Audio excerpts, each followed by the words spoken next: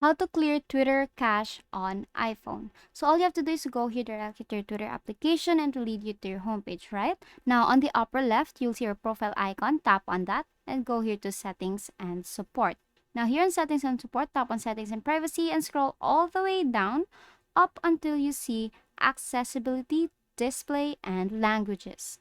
Now here, you will see these options and go to data usage. And on the bottom part, you'll see the storage section. Tap on media storage.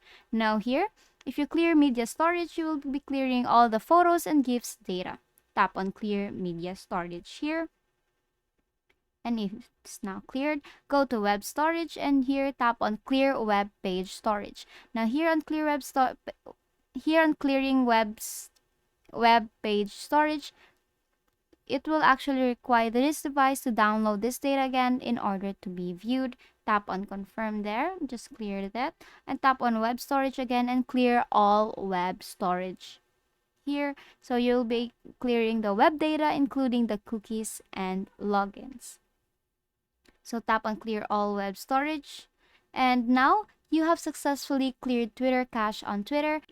Now here, there is other way. Go to settings and go to general and go to iPhone storage and just wait for it to load. Here you have to look for Twitter and tap on offload app. So you will be refreshing the data or the application itself.